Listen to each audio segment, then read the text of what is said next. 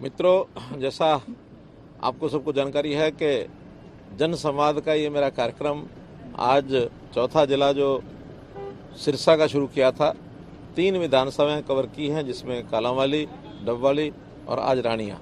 तीनों विधानसभाओं में प्रमुख बड़े बड़े गांवों के अंदर जो कार्यक्रम हुए, आसपास के गांव के सरपंच और बाकी लोग भी आकर मिलते रहे हैं। कहीं संख्या 500, कहीं 800, कहीं 2000, 2500 तक भी रही है। तो ये संख्या इतनी बड़ी होते हुए भी बहुत एक अनुशासित तरीके से लोगों ने अपनी बात कही, लिखित बात हमको सौंपी है। और मैं ठीक से अगर अनुमान लगा सकता हूं तो इन 14 जो गांव जिनमें लोगों ने मुझे कुछ न कुछ अपनी एप्लीकेशंस दी हैं, ऐसे लगभग 2,500-3 हज़ार इस प्रकार की जो एप्लीकेशन है वो रही होंगी। इन सब पर एक एक पर काम किया जाएगा, जन संवाद पोर्टल में उसको डाला जाएगा, डिपार्टमेंट को फॉरवर्ड की जाएंगी और हर डिपार्टमेंट से 15 दिन में बाद हर एक जगह की फीडबैक ली जाएगी कि क्या काम उसका हो सकता है, क्या नहीं हो सकता है, कौन सा इमीडिएट करने का है, किसमें समय लगेगा।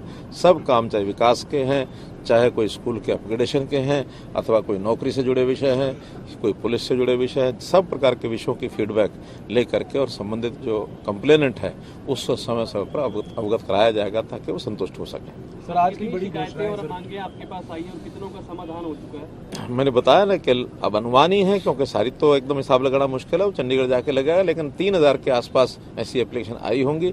और उसमें बहुत ऐसी है जो तुरंत डिप्टी कमिश्नर और एसपी को कह करके हमने फॉरवर्ड की है, जो 1 दिन में 2 दिन में उनको बुला करके उनका समाधान भी करेंगे। और जिनका सुझाव मात्र है उसके समाधान की कोई आवश्यकता नहीं है, वो समाधान तो हम जो है उनके सुझाव के हिसाब से अच्छे लगे उनको लागू करेंगे। सर, रानिया को उपमंडल का दर्जा दिलाने की मांग पुरानी चल रही है। सर, आज की बात की जाए तो क्या खास घोषणाएं, अहम घोषणाएं? जैसे इन 3 दिनों में हमने 1000 गांवों के अंदर ई लाइब्रेरी इसकी घोषणा की है। इसी प्रकार 137 स्कूलों का दर्जा हाई स्कूल से और सीनियर सेकेंडरी स्कूल +2 का ये किया गया है। उसमें संख्या बच्चों की 9वीं 10वीं की 100 या इससे ऊपर है, ऐसे सब स्कूलों को अपग्रेड किया गया है।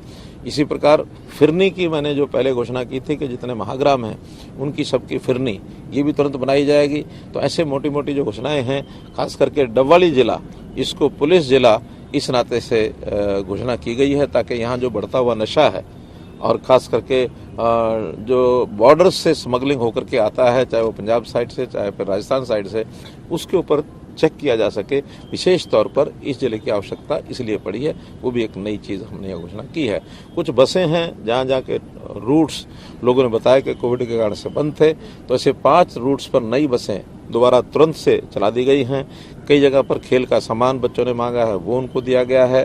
तो ऐसे जो भी चीज़ें हैं उसकी तुरंत करने वाली बातें हमने की हैं। संवाद नहीं हो रहा, लोगों से संवाद नहीं हो रहा, चुनिंदा लोगों को बुलाया जा रहा है, इस तरह ऐसा नहीं है, हम ओपन बुलाते हैं। हाँ, इतना जरूर है कि कुछ लोग पहले ही चैलेंज करते हैं और वो एक विरोध की राजनीति करने वाले लोग के मुख्यमंत्री आएंगे तो हम हर स्थान पर जाकर के व्यवधान डालेंगे और हम उनसे खुले में पूछेंगे, ये करेंगे वो करेंगे। मेरा कहना है कि एक लोकतंत्र है, लोकतंत्र में विपक्षी दल के लोग भी प्रश्न करें, हमारा कहना ये नहीं कि नहीं करें, लेकिन इस प्रकार की सभा में आके सभा को खराब करने का जो काम करना शुरू किया एक आध जगह पर, मुझे डांटना भी पड़ा। तो इस नाते से वो लोकतंत्र में उचित नहीं है।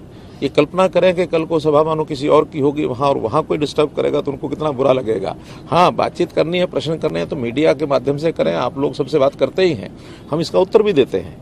कहीं कांग्रेस के लोग प्रश्न करते हैं तो उत्तर देंगे, किसी और पार्टी के लोग कहेंगे तो उसका उत्तर देंगे और हमारी बातों का उत्तर वो भी देते हैं। तो मीडिया का पर्पज़ ये होता है कि हम माध्यम बना करके और एक दूसरे की बात जनता तक पहुँचाएँ। लेकिन किसी के कार्यक्रम में व्यवधान डालना ये किसी भी कारण से बर्दाश्त योग्य नहीं है। उसको हर कीमत से, हमारा ही नहीं, किसी और के कार्यक्रम का भी व्यवधान कोई करेगा हम उसको भी रोकेंगे। सर, अशोक तंवर का बयान आया है कि ये सीएम का आपका जो जनसंवाद कार्यक्रम है, जनसंवाद कार्यक्रम नहीं है, ये सीएम की विदाई पार्टी है। चलिए ठीक है, विदाई किसकी होगी ये तो वो जानते हैं, हम जानते हैं, आप जानते हैं, तो सब जानते हैं। आखिर विदाई तो सामने जब होगी तो पता लगेगा। आज तक तो विदाई हमने की है सारे देश भर में, कोई ऐसा नहीं कि उनकी विदाई उनको पता नहीं है। इसलिए विदाई का जो समय आएगा उस समय आपको भी बताएंगे, उनको भी बताएंगे, सबको पता लगेगा। अभी तो कुछ लोगों को गलतफहमी है कि वो तालाब भी अपने आप को समुद्र समझ बैठे तो ये समय पर जवाब मिलेगा उनको, कौन तालाब है कौन समुद्र है। धन्यवाद। रानिया का उपमंडल का मुद्दा काफी समय से लंबित है। जैसा कि उपमंडल का एक हमारी कमेटी बनी हुई है, उसके कुछ पैरामीटर्स हैं और उन पैरामीटर्स को जब पूरा करते हैं तो वैसे उपमंडल बनाए जाते हैं। अभी भी हमने इस मंत्रिमंडल की बैठक में 6 उपमंडल हैं, उनकी घोषणा की है और 2 उस समय जो डिमांड, काफी बड़ी डिमांड आई हुई थी, उसको हमने रिजेक्ट भी किया है। तो इसलिए उनकी जो पैरामीटर्स होते हैं उनको जो स्थान पूरा करेगा उनको सबको केवल डिमांड नहीं पैरामीटर भी पूरे करने पड़ते हैं, उसको मैंने किया। तो अगला कार्यक्रम अभी तो मेरा महेंद्रगढ़ जिले में है, इस महीने के आखिर में 3 दिन उसका रहेगा। तो इस प्रकार से पूरे हरियाणा में कार्यक्रम करते करते जब भी यहाँ की बारी दोबारा आएगी फिर करेंगे। धन्यवाद।